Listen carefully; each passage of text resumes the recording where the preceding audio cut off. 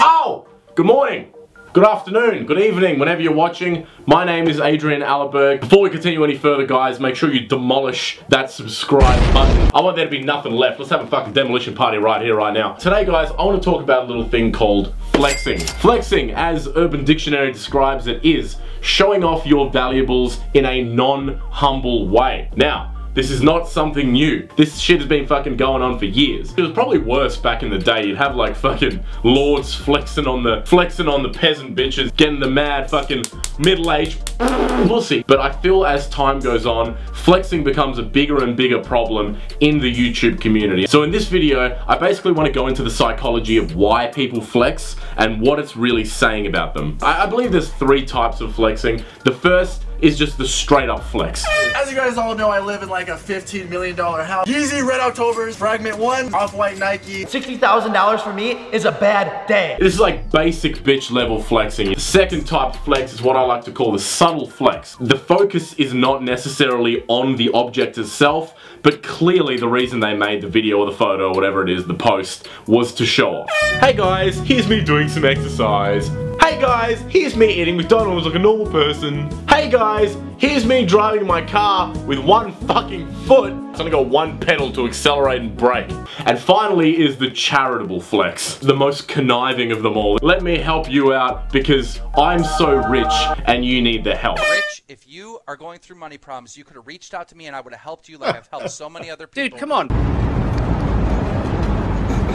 Nonetheless, it is a flex and we can all see through it. Now the first question I want to get to is why do people flex, Adrian? If you're so fucking smart. Although people might have different stories for why they're flexing. You know, there might be flexing on the haters. That's a popular one where you're flexing because you were poor when you were younger and now you're happy to have all this money. Ignore the stories. The main reason why people flex is one word: insecurity. If we talk more generally, people who are arrogant, people who brag, they do that because they don't feel good enough in some way. I'm not important enough, I'm not smart enough, and then they use the strength that they do have and blow it way out of proportion. The way I like to think about this, imagine your personality is like a fucking block of Swiss cheese. So there's mostly cheese, but there's holes going through it. Shit that I don't think I'm good at. So people will use the power that they have in like one area of their life to fill in what's missing in another. You will fill that with the power that you do have. Money. You'll flex like crazy, you know? Someone insults you, yeah? Well, fuck you, I live in a mansion. How can I be mad, bitch? I sleep in a mansion. If you've ever heard of a rapper by the name of Tekashi 6ix9ine, puts on this image of a real tough guy, fucking hard-ass gangster. And I'ma prove it back, don't be moving stupid. He's received a bit of criticism for the fact that he's putting on a bit of weight, and it's fascinating to watch how quickly he hits back with a straight-up flex. And like a lot of people like call me fat, and like they're drawing pictures of me, and instead of like drawing me like the regular Tekashi, they're drawing me like fat Tekashi. I did been making a lot of money.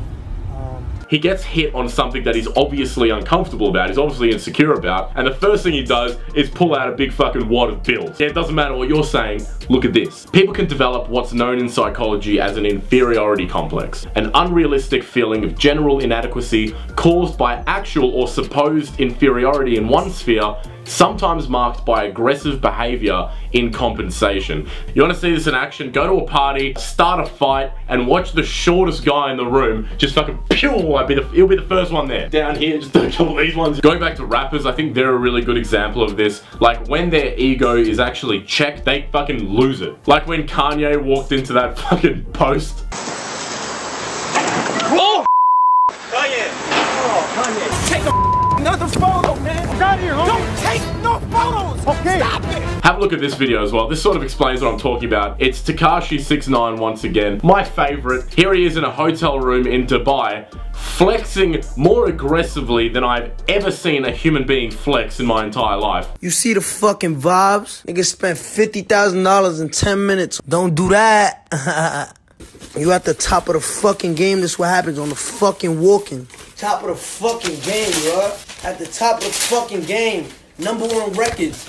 I don't know what the context was. I don't know if someone called him out on Twitter. I find this video an uncomfortable one to watch. Like, he's not he doesn't sound happy. He legit like sounds miserable and is just buying away any problems he could have. I almost actually feel sorry for him in this video. And so I think there's a lot more insecurity among like people who got famous at a young age. That period of like your late teens to early 20s is crucial in developing your identity, confidence in yourself and your security, and learning how you interact with other people. And when you get these like YouTubers and rappers who blow up in that period, it's just unhealthy for them. We need checks and balances. We need people to come along and say, hey, stop, that's fucked up. But when you're that wealthy and that powerful, you just don't get that. With that much money and that much clout, no one's gonna tell you no. I'd like to bring up research done by a fella by the name of Tim Kasser and Kennon M. Sheldon. Young Sheldon, I believe this was. Kennon M. Bazinga. Basically what happened in this study is that they got two groups of people to play a game where like fake money was used, and then also answer questions on money and materialism. One group wrote essays on like a random topic, but the other group wrote essays on death and having something that would scare you and give you anxiety at the time. How would that affect your relationship with money and material goods afterwards? And the study found this. Subjects in the mortality salience condition compared with subjects who wrote about a neutral topic had higher financial expectations of themselves 15 years in the future in terms of both their overall worth and the amount they would be spending on pleasurable items such as clothing and entertainment. Well, that sounds a little bit like the shit that motherfuckers like to flex. Now here's where it gets really interesting. Study 2 extended these findings by demonstrating that subjects exposed to death became more greedy and consumed more resources in the forest management game afterwards. Basically what that means is that those with more anxiety on their mind at the time ended up being more greedy and spending way more resources than they needed to. Like, I'm not saying that fucking Soulja Boy and Rice Gum and Tekashi 6ix9ine have crippling anxiety, though they might. I'm saying that it is definitely a factor. If you're overly concerned with having a huge amount of money, showing off to everyone around you all the things you bought with that money, and just generally having this ridiculously materialistic view of life, it suggests to me that you're probably covering up some pain that you're feeling psychologically. Another good example of this was Michael Jackson. Now, Michael Jackson, as far as I'm concerned, wasn't a massive flexer, but the dude wasted huge amounts of money on shit that he just did not need. And these we bought? Yes. And these? Yes. This table? Yes. These? You got enough space for all of this? Yeah, Mike? this would be for another house. Oh, for another one? Flexing and materialism have a real negative impact on the YouTube community and on society as a whole. Going back to the study from earlier, Kasser goes on to say, with these systems come ideologies that suggest to individuals that they are worthy members of their cultures to the extent that they can make a great deal of money and spend that money on consumer goods. The strong valuing of wealth and possessions is associated with lower well-being, worse interpersonal relationships, and a lower quality of life. In addition to this, the London School of Economics has found that people who watch Keeping Up with the Kardashians are more likely to be cold-hearted towards the poor.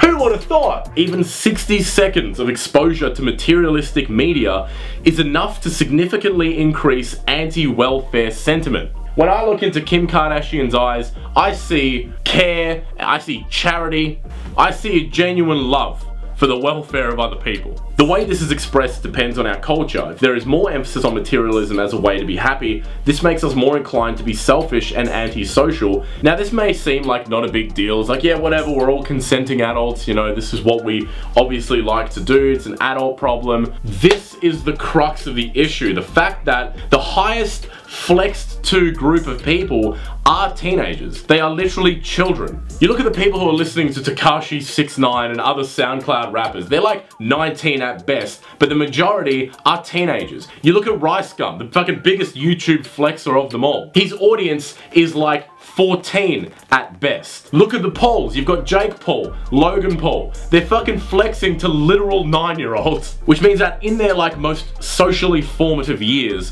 when they are learning what is important, what they should value, what they should strive towards, their role models are these cunts. Money is great and it's very important. Obviously, everyone needs money and everyone fucking wants money. People who strive only for money are never satisfied. Literally, $1 million is not enough, 10 million is not enough, 100 million is not enough.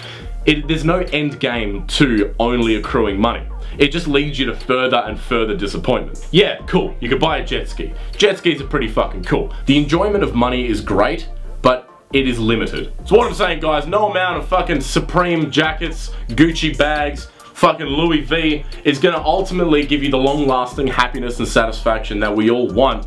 But what will is giving back and sharing the great things you have in life with the people around you. That honestly is the most important thing in life. That's what's gonna bring you long-lasting satisfaction and a deep, profound sense of happiness. So that's it, guys. I hope you enjoyed the new video format. I want to do a few more of these. I really enjoy this. Nonetheless, demolish that subscribe button, smash that notification bell, and I will see you next week for some more motherfucking videos. Thank you very much. Good night.